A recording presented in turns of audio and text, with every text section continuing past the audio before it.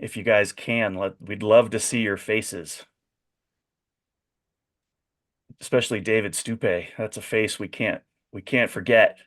So, hello everyone. I'm the managing director for the Institute for Generative Leadership. We have some newcomers and some old hats and everything in between. So, welcome. We're going to do a really fun and different webinar today where we're actually going to be talking to Brianna Goodwin, who is one of our amazing clients. And Brianna is not only runs a really cool business, but also is doing great things in the world. So we're going to be talking about how ontological and generative leadership has changed her and her company, or enhanced her and her company, I guess. I'll try to keep some time at the end for some Q&A, or some just discussions in general about leadership. I think a lot of times we have some really amazing conversations. And like I said, we have people that are new and old and in between, and not old in age like me, but old in their leadership practice. So just a couple housekeeping things before. What we want to make sure is this is not a sales pitch. It's not a sales engagement. We're really going to be talking about the power of human beings as leaders and generating a new future for themselves. What generative leadership is about: what do you want to generate in your life and in your work and your career? And the care, what do we care about, and why do we want to become generative leaders or generate a new world for ourselves? And what brings us aliveness, meaning, value, and satisfaction? And so for the last 3 decades, IGL has been training coaches and leaders and teams in generative leadership programs. If you're looking to make a bigger offer in the world and you're interested in becoming a coach or enhancing your leadership skills, let us know. We'll be sending you some things after the webinar where you could check us out and see some of our programs. We are also looking for generative or non-generative leadership leaders who want to be generative coaches to help us out in some of our in-person engagements. We're growing, and we're going to be all over the world, in India and the Netherlands and Cork, Ireland, and China and the US, in coming months and year. And we're looking for people who want to be helping us out. So let us know. So tell me, as for some relevance, I'm guessing all of us are leaders in the world right now. What I find is that when I'm a kind of what I call a recovering CEO. I was a CEO for quite a long time, an investor in businesses, and I was super burned out. I was getting close to 50, and I was like, what am I doing with my life, and where do I want to go next? And as a leader, I had brought in different leadership programs into our organizations. And I found that, look, there's a lot of programs out there that have tips and techniques and 7 habits and 5 dysfunctions. And I think there's 5 different types of operating systems now, and hundreds of personality tests and thousands of books on leadership. And, they're all good information, yet we still have dysfunction in our world, in our organizations, and in our leadership, right? We have quiet quitting. We have only 20% of employees in the world are actively engaged in their work, according to Gallup. I'm a member of the Young Presidents Organization, and the number one thing for leaders in YPO is finding, training, and keeping talent. And I actually find that one of the issues, even in that question, is that we're not talent, right? We're not like performers and clowns. We're human beings. And what we find is it's not really an employee problem. It's not employee engagement is not an employee problem. Finding and training and keeping talent is not an employee problem. It's a leadership problem. And so why are you guys here? Give us some, you can raise your hand. We have a smaller group today. Raise your hand or put it in chat. But what's the relevance for you? What are you wanting to generate differently in the world, or in your organization, or in your own life? So take a second and let us know what's the relevance for you. Kim Har. Yeah, Greg, I have been looking forward to this conversation because I find one of the biggest struggles is as a coach is balancing the deep generative work with the pace of executives. Mm. So my executive clients want, like, they logically get tips and tricks aren't going to work, but I mean, the CEO pace, right? So it's like, okay, I gotta go, go, go, go. But like a lot of our generative transformational work is deep and it's a little bit slower. And I'm Right. really hoping Brianna can talk about that journey for her and you guys and how that worked so I can learn something. Awesome. Who else? Is there anything popping up in the chat? Who else has some thoughts about why you're showing up today?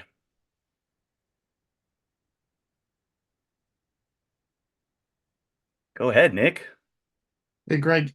Yeah, I'll jump in real quick. So, you know, Greg saw me earlier in my career when I was, fostering that motivation and passion to get involved with people. And I haven't stopped that. And I've moved through several roles. I'm in, my most executive position I've ever been in, but I'm still not feeling fulfilled. At the end of the day, what I'm doing is I'm delivering great things for my CEO or a former CEO. I'm moving, just like you just said, around the pace of an executive team. But my goal that's going to make me happy and answer my why is helping senior executives and leaders do this and getting into the coaching field. I have a lot of background in that.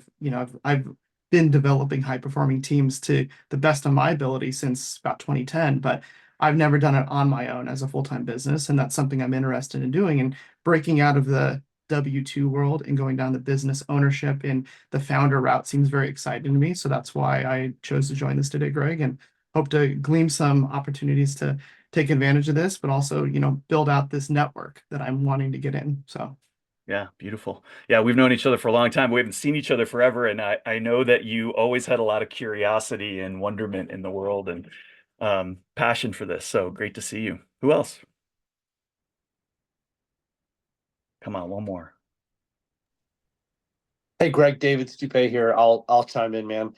Huge fan of you and the entire IGL team. When I saw the notification from Brianna, I think it was, not just how to be a coach, but how to be coached well, right? And I think there's kind of a balance on both sides of that, because to be receptive to that feedback as an executive, as an individual, is not always simple. So looking forward to hearing both perspectives, and yeah, excited to be here, man. Awesome. Thanks for coming, David. Julio.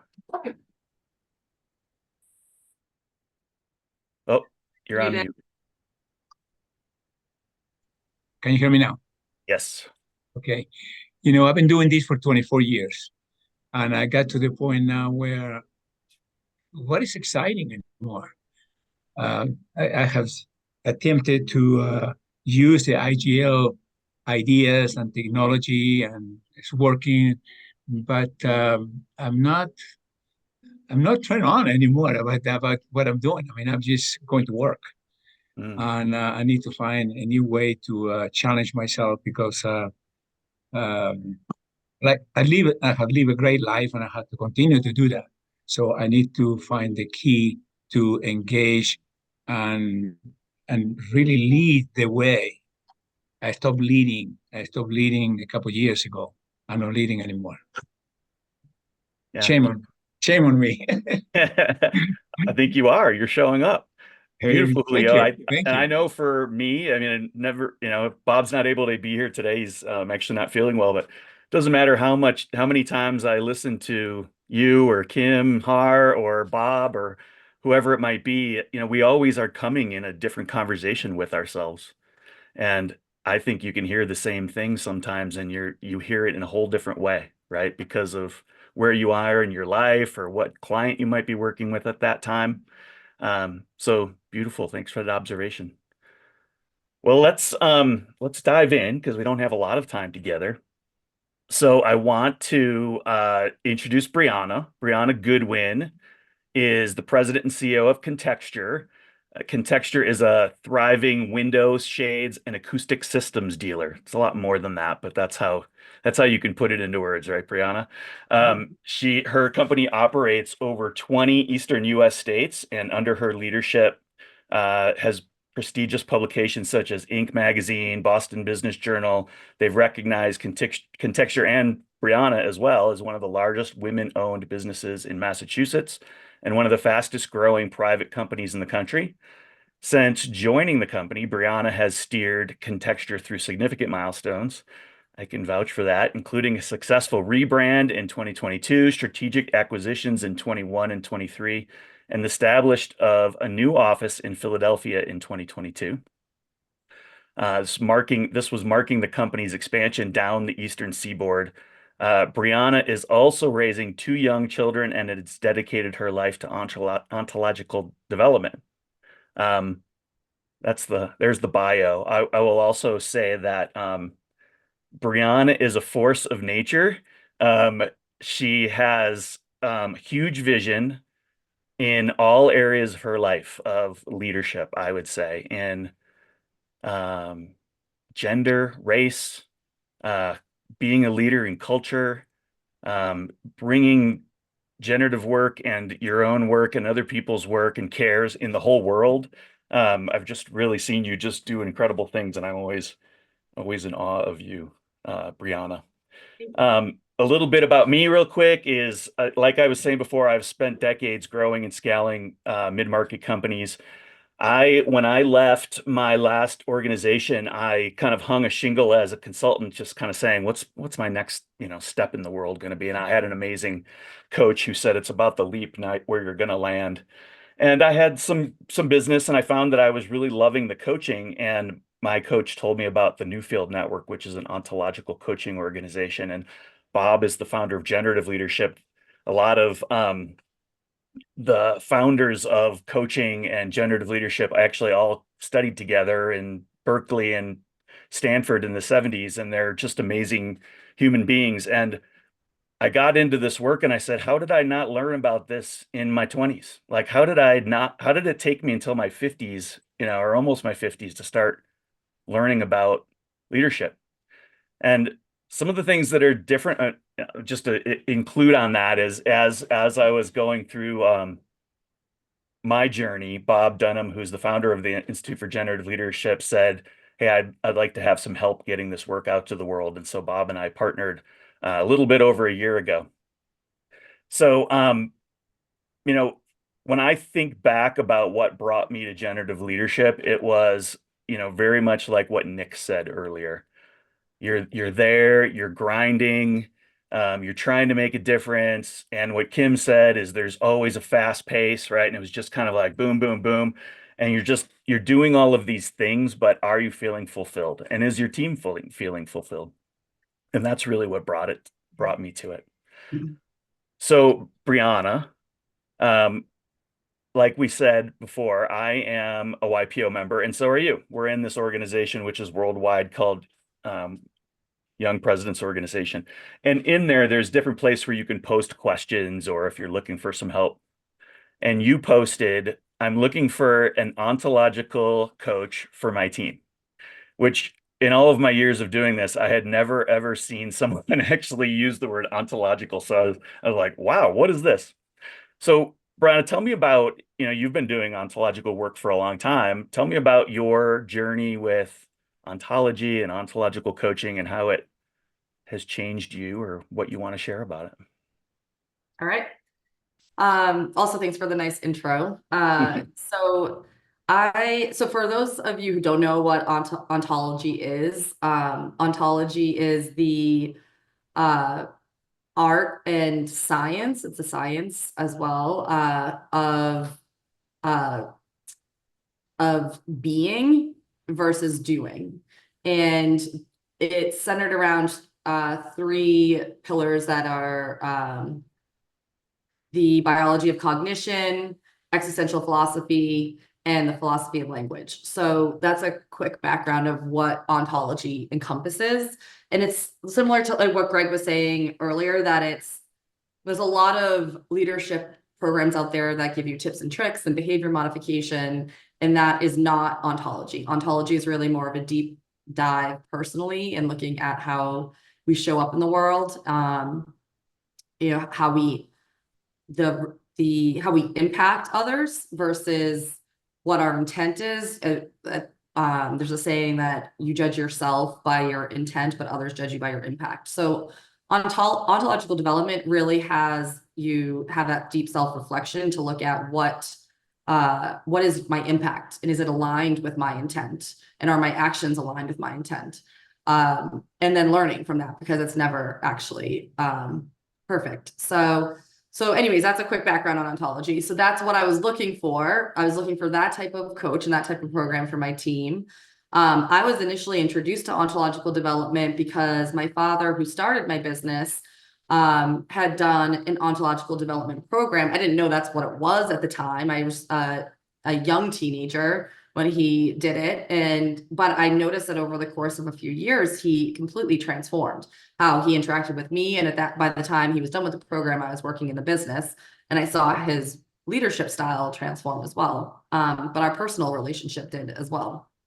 And I wanted to do I didn't know what it was, but I just said, I want to do that. And he said I was too young. And so that was that. And, a decade basically went by, and I got my first management opportunity in the company. And with that, I was able to choose a leadership development course, which I think my father thought I would choose like a weekend kind of academic based course at a local college or something. And I said, no, I want to do that program that you did. And so I did. He obliged, and I ended up doing that for a decade. I stayed with that program for 10 years. It was definitely transformational, personally and professionally. And then I decided that as I was moving up in the company and then running the company, I decided it was time to bring that type of leadership development to my team as well, which is when I made that post and found Greg. Yeah, awesome. So yeah, I was just so surprised to see that, because as you explained, right, ontology, the study of being, and Fernando Flores, who also your coach had studied with. Fernando Flores was, one of a lot of people who know this work know that name. Yeah. It was just amazing to hear that. And what happened with generative leadership is that Bob Dunham and some other people went into early Silicon Valley, and they started the ontology of being a leader. And they really started looking at leadership in teams. So that's where the Institute for Generative Leadership came from. And so when you were looking, and you said that you were looking for an ontological coach for your team, what was in your mind as, what you wanted that to create in your company?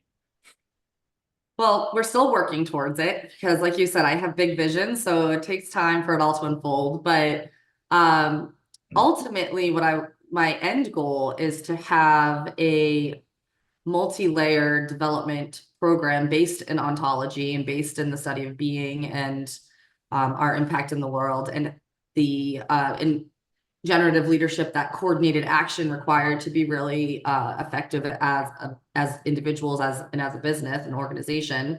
I'd like to see that integrated throughout my entire company.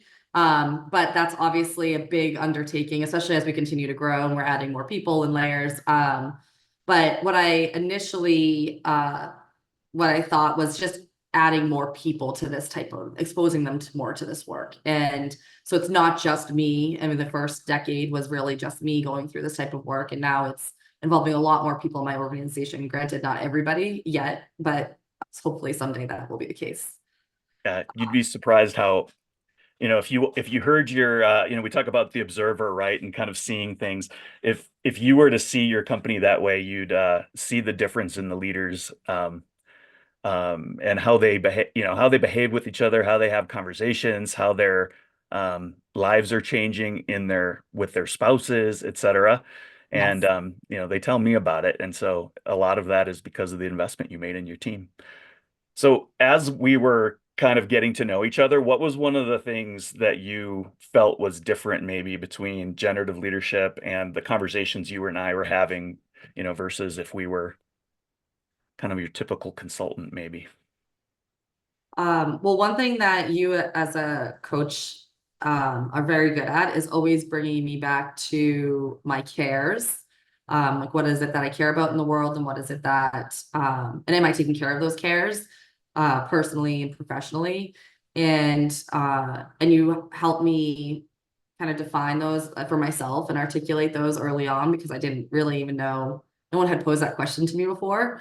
And if we were just talking the other day and you were saying how, like, anything that happens, I mean, whether I'm texting you or emailing you and this is an update or this is happening, and your first response is always, well, how does that impact your cares? Are you taking care of your cares? Which is great. It's a great grounding of making sure that that's front and center, which I think is a big difference in the generative leadership approach versus just kind of discussing tactical issues and figuring out solutions and or behavior modifications for myself to get different results. It's always grounded in my cares as an individual leader, and then it's in the team, right? I don't want to use all lingo that people don't know, but the we world, you can talk a little bit more about that,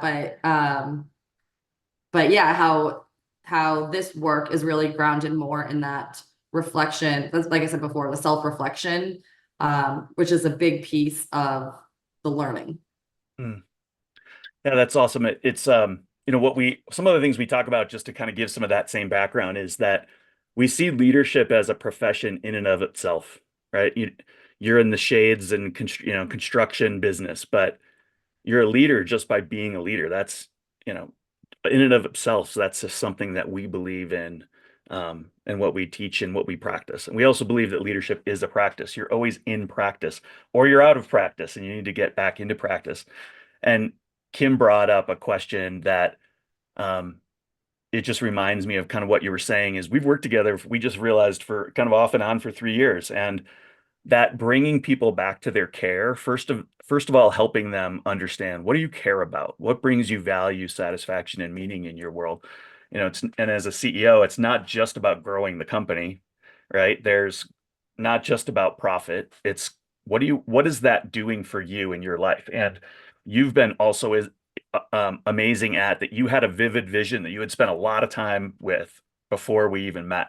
And you had a lot of that lined out because you care about taking care of people. We talk about me, we world, which is what you just brought that up, is first, what's in me, right? Then how do I bring the team together in a shared and desired future? And ultimately, what are we doing? Like, for the sake of what are we doing this? What are we doing to hopefully make the world a better place? And some CEOs are like, yeah, I only care about making profit. I don't care about anything else. We typically don't work with, it's just not our care, I guess you could say. But you painted that really vivid vision. And Kim, what I was going to get to with that is that piece of bringing back to care is that as a coach, we can always hold the promise of the person and where they want to go. And while they're busy and they're getting stressed out, or they're, doing whatever they're doing, we can always be bringing them back to, what is your care? Where do you, right? It's just that holding that space for them sometimes is what feels important. So, Brianna, when we had that care conversation, what came up that was the missing cares that you were talking about? Well, at that point in time, I think that I was really missing some of my personal cares and family cares. Um, I've always been very career focused and driven in business. And I think for a lot of CEOs, it's easy for that to kind of take over your life, for better or worse. And, no regrets for how I was in the past, but I knew in that time, I think, well, it was almost 3 years ago. And so I had a 1-year-old, 1.5-year-old maybe. And now I have a 4-year-old and an 8-month-old. And so those cares have really evolved over the last several years. As I used to say before I had kids, I used to say, when my company was much smaller too, I'd said I had 60 kids because that's how big my company was. And that was my care. So it's like focusing on taking care of those people. And then I had my own family, and those cares, it's not that I cared any less about my team, but now I had to find a way to incorporate some new cares in my life. And so that was a big challenge at first, but with your coaching and guidance and patience, I've slowly started to figure it out, I think. I mean, that's the beautiful thing about that care conversation, is it's not a conversation you answer once and you put it on a piece of paper and put it in your desk drawer. It's that conversation of your cares might change. And Brianna's company has, we talked about it in the bio, but you went from having offices in the Boston area, and then no offices, everything went virtual. People all, all over the place, and your organization and your industry that you're in, it's so people focused and project focused that in an office, everyone's passing each other in the hallway. You can just pop into each other's office and, have a conversation. You see each other at lunch. And so a lot of the coordination of action was taking place in those conversations. And now everyone's virtual, right? And bringing the team together to start understanding how to have those conversations and be in a coordination of action and a cadence of those conversations.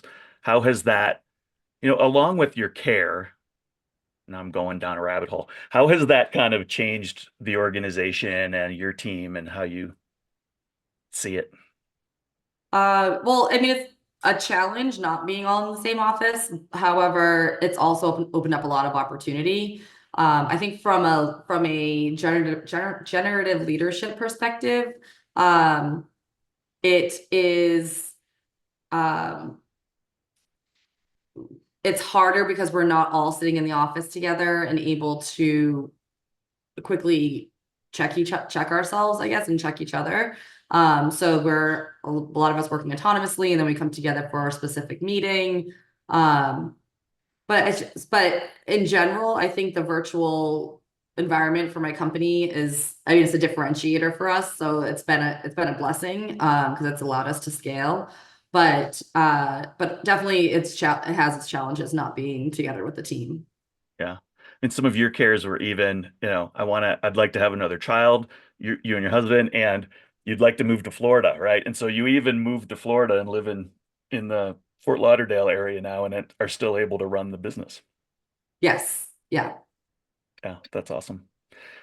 Here's another thought that as you and I were just talking right now is you had this vivid vision and we talk about it as a game, right? It's like you had this new game. There was like a new board, new rules, a new desired outcome of how you win, a new way of winning, that you had painted a really great job of on a piece of paper, and it was in your heart and in your mind, right?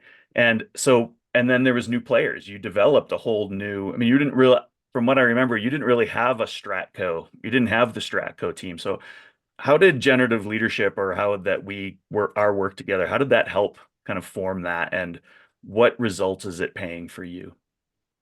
Yeah, so just to take a step back, Stratco for us internally is stands for Strategic Council. Let me just call the team Stratco. But yeah, our first year with Strategic Council and developing that team was the year that we worked with you, Greg, on our strategic planning. And up until that point, because one, we were a smaller company, we were a fairly flat company, and still figuring things out, especially in my early leadership days, I thought I had to do it all on my own. So I had a very small kind of council group that would help with strategic planning. But then I realized that for us to really grow and for us to go to the next level, I needed to involve more people within the organization and in that strategic conversation, and in leadership development, which is kind of went hand in hand. So we're going to be having our third strategic council retreat coming up next month. And so the first one was in 22 with Greg. And that's when I brought in, I think we have a team of 9 and 10, including me. And we all work together with Greg on setting the priorities that are in service of the vision, that vivid vision that Greg mentioned. So I wrote that vivid vision, and then we create the strategy each year based on whatever's going to help get us towards that vivid vision. And so in year 2, we really focused a lot on like objectives and key results, and the vision was there, and it was kind of like pushing people toward, not pushing, but helping the team go towards that vision and what was missing in their own leadership, right? But what about in year 1? What helped in that first time we were in Florida? What happened from an ontological or generative standpoint to bring the team together? Yeah, so that was interesting. And I feel so one of the things, and this was part of the ontology or generative leadership approach, is that this work is deep work. It's personal and one could argue spiritual, without making people worried about what that might mean. So anyways, I wanted to have a retreat that would be not your typical business retreat. Like I still wanted to have amazing business results, but I really wanted to form deeper connections, authentic connections with the strategic council team, and felt like doing things differently than like quote unquote normal, was a path to get there. So I remember the first day, that opening session that Greg and I did, and it wasn't anything to do tactically with the company, but it was more of this open kind of genuine connection type of session. And I had in the room of 10 of us, which I think mostly men. Was I the only woman? I don't even, one other woman. Yeah, one other. Yeah. But people were sharing so vulnerably, and there were tears that were being shed in a very vulnerable way, and in a very connected way. And it was like just in those first moments of the beginning stages of that retreat, I knew that we had hit the nail on the head and we were going to have an awesome 3 days together, or 2.5 days together. And we did, and it was exactly what the team needed to help us then move into more of that tactical strategy conversation, but in a way that was really connected and supported for each other as individuals and as a company supporting the organization. Yeah, So that's awesome. the beginning of something great. Yeah. So, it was great to work with a founder who had already had an ontological background, but this is what we do as coaches all the time. We have to create a safe space, right, for people to get vulnerable, but also we believe in that me, we world space. And if it was just Brianna's vision and no one else really shared that vision or desired that vision, it wasn't going to come true. And it allowed the team to bring up their own fears, about themselves or where they needed to grow or where the company needed to grow. And it really brought the team to own that promise. And it's not just you owning the promise, right? It allows you to take care of other cares because they're sharing that promise as well with you. That's what we call it, as the promise. Yeah. And actually then last year was great because that evolved to, I was 7 months pregnant when we had our retreat last year, and I knew I was going to be going on leave soon, and the team was so supportive, proactively supportive of me and what my cares were, asking me what's my vision for the future after the baby was born, and creating their objectives to help support that, which was really great. And they actually did a lot of that strategy session without me. I kind of helped set the vision and the tone for the day, and then they got to go to work without me, which was, I think, a cool experience for all of us. Yeah, it was cool. And Brianna is so whip smart that when issues come, she's always got an answer, and it's probably 99% of the time right. And as you wanted to take some time off and really just work, maybe not for 3 months while you had your child, and then come in and work less and be what I like to say is less involved but more essential. The team really did step up and was able to hold your vision and move it forward. And as we say, leadership is a practice. It's not like everything went perfect. There were breakdowns. I remember one of the other things that I thought was cool was you had the big project in the first 90 days. I don't think we need to talk about what it is because we just go down that rabbit hole. But she had a very ambitious project for the operations side of the company in the first 90 days of this year. And the team first came to you and said, we won't even identify even what we need to do in the first 90 days. Right. And you said, no, this is the ontological way. The generative way. We're going to sit down and say, okay, well, let's come up with all the things we can't do, but we're going to reframe those questions in what we can do and how we can do it. If there's a no to the promise, the no isn't just an ending in the conversation. It brings up the next conversation of how can we? What help do you need? Right? What can we do to still make that happen? And 90 days later, how was that project to your conditions of satisfaction? The 90-day project definitely met or exceeded the conditions of satisfaction. I remember when I approached the team with that and asked them, it was a big project, and so I just wanted to get their buy-in at first, and they came back with their timeline. I had the buy-in and their timeline was a year, and I said, sounds great, but we need to do it in 90 days. And they took it on and it was great. And with your support and coaching and they were successful with that. So that was really great. Yeah. I mean, some of the questions that came up was, we need this kind of help. And you also invested in Well Built, which is a consulting company on the construction side. But the conversation was so able to happen with your team that, they didn't say no, that if their no was there, they knew that there might be another conversation coming up. It was really beautiful to see. And in generative leadership and the work that we do, and I think how we train our coaches that go and have their own businesses as well, we tend to take on customers who, one, are like Brianna and they want to do something cool in the world. It's more rewarding for us to work together with Brianna as well.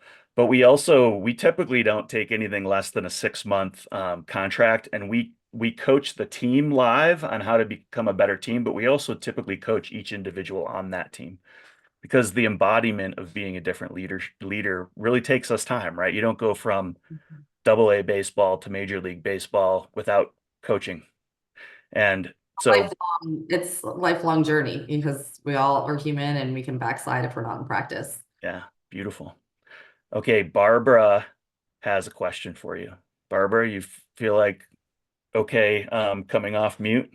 Sure. I love that.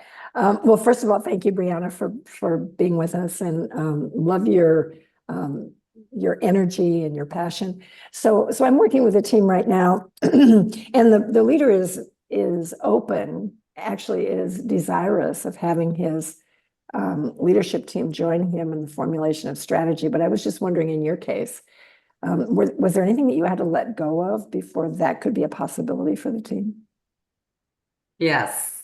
God, I have like a laundry list of things I had to let go of. I'm still letting go. I'm still learning to let go. Greg, anything come to mind in particular that I had to I mean, definitely control. Like Greg said, I come up with a lot of great ideas, if I say so myself. And and although they may be good ideas, I had a hard time giving space to the team to come up with ideas first before I shared my ideas. So that was a practice. That was something I had to let go of, was being that first person to speak. And also letting go of being right, like listening to the team and giving the direction and guidance and stopping something if it was really going down the wrong path. But if it was just something that I wouldn't do, but was still a good solution, allowing the team to move forward with it and potentially learn from that. I don't know, Greg, is there anything else that you can think? I'm sure you have things that I've let go. Yeah, I think even that you allowed yourself to take those 3 months off, right? I just had lunch with a leader that my old colleague Nick probably actually would know, and he was forced to take some time off, but it's really just helping him reset. When we're in a career for so long or in the same company for so long, I think it allowed you to reset and just to let go, because your care was so there that you're almost forced to, because you actually had a baby. But at the same time, you embraced it and you made a practice of it. And I think where you guys have improved at that point is the point of what we call reporting on the promise. So you have a team and they all have their promises, right? We can make it as simple as the director of sales has the promise of hitting a number of revenue, right? But there's obviously other promises that come in, that can be, are we taking care of our values in our company? And I think you did a really good job and the team did, of starting to understand that you don't, as the CEO or the founder or just a leader, have to be tracking them down for all of the things that they need to be doing, but they should be reporting to you and telling you, I'm on track towards this promise. I'm not on track towards this promise. Here's my recovery plan if I'm on track or I need help. I Yes. think that was a big Yeah, practice. I would say I was definitely pulling everyone through the eye of the needle myself, and that it's evolved. I've let go of a lot of things over the course of the years, and where we're at now, like when we first started the OKR process, I was the one hosting the meetings, asking for people to, what the status was. I was the one that was in the Excel spreadsheet doing the highlighting and, frustrated if people weren't on track or they didn't report that they weren't on track. I was the one hosting all the company meetings, talking about the strategy and every company announcement was coming from me about this. And now I'm not doing any of that. So, I mean, I'm going to be in the company meeting next month, but not running it. The teams asked me to come in to speak about our core values, but they from that Stratco retreat, they create the OKRs. Of course, we're like reviewing and approving everything with them. And then that team meets regularly and holds each other accountable, and they're reporting to each other and then reporting up to me. I'm just checking the OKRs once a month just to see the color coding, see how things are going, and if there's anything off track that I can help with. But yeah, that reporting up structure and the team accountability structure has been a major shift in how we do business, and then also running the company meetings and I mean, they implemented the town hall structure this last year, which has been hugely successful. Yeah, so it's really been great. Like the letting go part has been really great because it's allowed the team to really step up and thrive, and they're doing a better job than I could do on my own, for sure. Yeah. You wouldn't be able to grow and scale if you had to do it all. What I also noticed, Brianna, is you're becoming a better coach. You're coaching the team versus always trying to tell the team. And look, we talk about that there's always breakdowns, right? We always have to be practicing it. And the team will go in and out of that where they get busy and they're not maybe reporting, right? I see that you're bringing the team more into, hey, you need to be reporting on me. Tell me what's going on.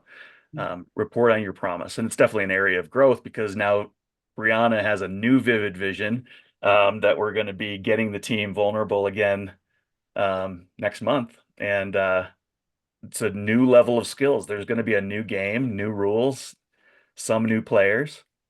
And another thing that I just realized that just happened this week is that you have a key member who you love, who is so far in our assessment is at least is a little nervous about the skill set and what is it going to cause. And he's bringing his story. Sometimes we say the horse you rode in on. He's bringing his story into that. Like he wants to do it, but he's afraid of overwork or, all these different things, or if he even has the skill set. And a beautiful thing, and Kim Har actually coaches this other person in your company, is that those two got together and talked about it and said, there was like reassurance there, like this is going to work.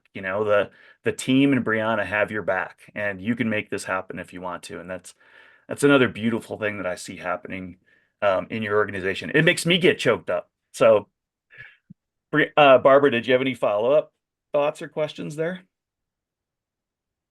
No, thank you. That was awesome.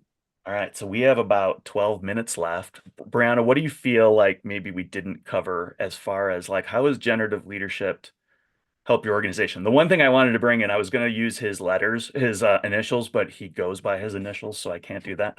But one of your key members, and I've had this happen with several people, and this happened in my life, like generative leadership made me a better husband. And, it opens thanks, Kim. It opens your observer to yourself and your emotions and your language and your body and how that's affecting other people, and also allows you to observe other people without taking it personally. And, again, it's a practice. It's not like it's always perfect, but the one person that I'm thinking of, he actually told me recently that his grandmother has even noticed the changes in him. And, what a beautiful thing for a founder to bring into her organization, that it can create that kind of change. Awesome. So is there Brian, anything coming up for you that you feel like you'd like to share? Otherwise, we can start bringing up some questions. So I guess the only piece that I'll add is circling back to what Kim brought up about the CEO pace and how this work is a little deeper and slower. And this is what I was just having this conversation with I have it with a lot of managers, especially in the beginning, in the early stages of their coaching, because I continuously remind them that it's counterintuitive that spending an hour a week or whatever their coaching and cadence is, sometimes when they're busy, it feels like this is a waste of time. I can't spare this hour with my coach because I have to get XYZ done. And I always say it's counterintuitive, but dedicating that hour or whatever that time is with the consistent coaching will actually free up more time, because of one, it will help you get clearer with your own thought process. Two, can help you maybe develop distinctions that can help you be more effective and efficient. So there are multiple reasons why it ends up working out better when you actually spend the time with the coaching versus not spend the time with the coaching. But it is definitely a concern, whether it's a CEO or any busy business person, is I don't have time for this. I have to be busy doing. But again, the ontology and generative part is about how are you being? And we do have to take a step back and slow down and look at that. And that for me, I mean, I have enough practice at this point that I know that, so I will make time for coaching. But for my managers, like I just had this conversation with one of my new managers, and the request and he accepted what initially was he would have this consistent coaching as part of his promotion into this management level. And but it's ultimately it's his promise and he has to fulfill on that. And he was not fulfilling on that promise. And when I was talking to him about how he was doing and what his thoughts were, and he was bringing up a lot of these internal conversations of imposter syndrome and, you know, not really sure if this is the right fit, but he thinks it is, but he's not sure. So all of the things he was saying, I was like, this is what your coach will be helping you with. And had you been doing coaching the last 6 months, you would be much further along in this thought process and probably would not even be living any stories at this point.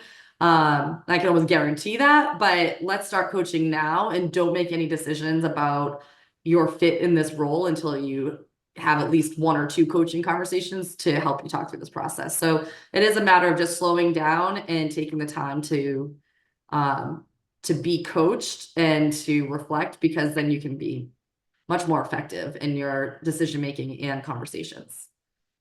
I mean, some reflection on that is, I mean, one is, wouldn't we all love to, and I'm not trying to butter Brianna up, but wouldn't we all love to have an owner of a company who has our back like that? I mean, it's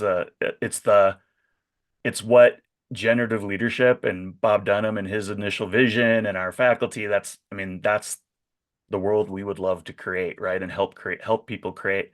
And it also reminds me that humans typically, we move up the ranks because we're good performers, right? We're just good at getting stuff done. And we think that the way to become a better manager, a better leader is just to do more. It's just to get more done.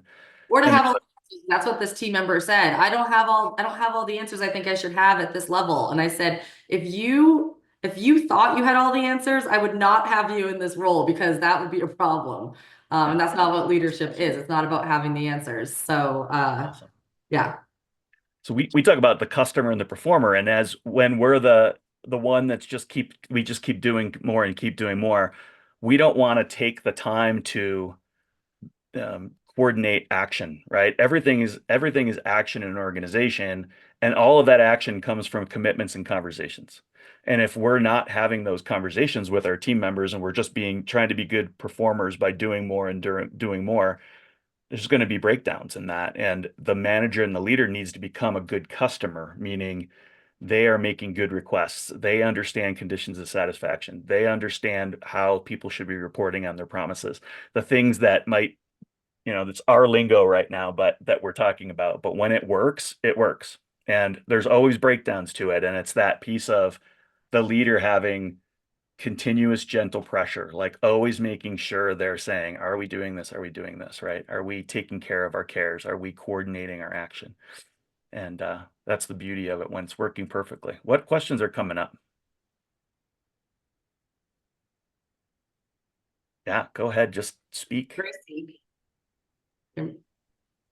I was curious, as Brianna mentioned OKRs, because I work a lot with OKRs. And was curious to hear your experience of how the generative approach might have shifted your perspective to how you manage to results.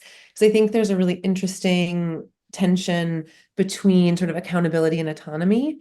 And I think both in the generative framework, right, there's I think a lot of focus, you spoke to it about, keeping promises. And so I'm curious how the generative approach has worked as you have worked with your team on their promises to some of those goals, but also knowing that a lot of times OKRs are stretch goals that you don't always achieve. Yes, that's a great question. So this comes up during our strategic council retreats. I think a lot of these conversations around who do we have to be for these objectives to actually be achieved, because it's more than just the doing of the objective or the key results. And we'll be doing a lot more of that exploration at this upcoming retreat. Like Greg said, this is going to be a bigger stretch for us, this next one, for this new Vivid Vision, but it's looking at who do we have to be as individuals and as a team? Who are we holding the promise as individuals and as the team? Holding each other accountable as a team. So all of those conversations up front versus just being tactical about, hey, what's the objective and key results to get XYZ done? Does that answer your question? Yeah, I really love that. That is really cool. I hadn't really thought about layering in the who do we have to be. That's pretty Yeah, neat. there's some really powerful questions in there about who do we need to be, right? And it's on the cadence of it, Gracie, is, there like, OKRs or EOS or whatever it might be, there's a cadence that you're supposed to be having around conversations. What I typically find, no matter if it's a $13 billion company or a $2 million company, is that a lot of organizations, especially when they first start getting into OKRs or rocks, is that it's the end of the quarter and then they start talking about it. They're not, or Brianna, this happened in your company. There was like a person who was always saying, my rocks or my OKRs are green, green, green, green, green. And then next thing you know, it's the end of the quarter and they're like, they weren't green. And they're like trying to like catch up and get the OKRs done. And it's building the trust in that organization that everything that you're saying, that we're saying to each other is an assessment.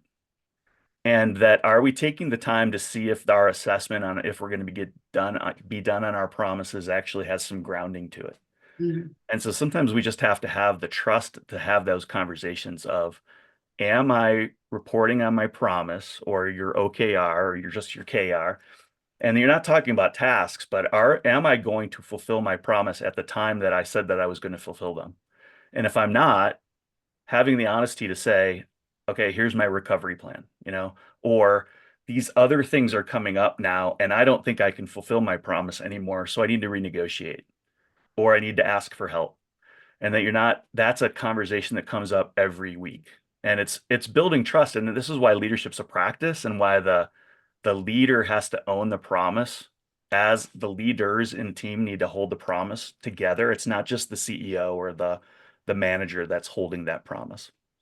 And I would add too, one thing that we look at is when there is a breakdown, the question that I would pose to the manager is, what was it, like, as their self-reflection? And I don't expect them to answer me. I always tell them just to be reflecting on it. And if they want to answer it, it's great. But to really look at what was it within themselves that prevented them from XYZ, that prevented them from asking for help or scheduling their coaching calls or reaching out to the other manager that they needed to hear back from. Like there's an internal block there that was more than just a missing action, but talking about the way of being, a way that they were holding themselves in internal conversation that was preventing that from being accomplished. And that's the big learning, because whatever that is going to translate into other parts of their work, right? Whether it's another OKR or some other way of their leadership. So I always pose that question for the managers to reflect on when there's a breakdown. Yeah, that's great. And Gracie, this is the difference when we talk about being a good customer is as the leader, you're making the request of people, right? I mean, they're developing their OKRs with you, hopefully, but as the leader, you need to be a good customer and set good conditions of satisfaction of this is how we communicate. And if it's not happening that way, you need to make make the next conversation. We call it the missing conversation. If something's not, there's always a conversation that's missing that needs to be had. And so to reflect on, if I'm not satisfied with something, what's the missing conversation? Or even if I want to get something new done that's really exciting, it doesn't always have to be pushing people, right? What's the missing conversation that we need to have to make sure that we can start generating that next action? I think we're out of time, but I can stay for a little bit. I'm not sure if Brianna can. And are there other questions coming up? 5 minutes. If there's more questions. Julie, are you starting to be re-inspired?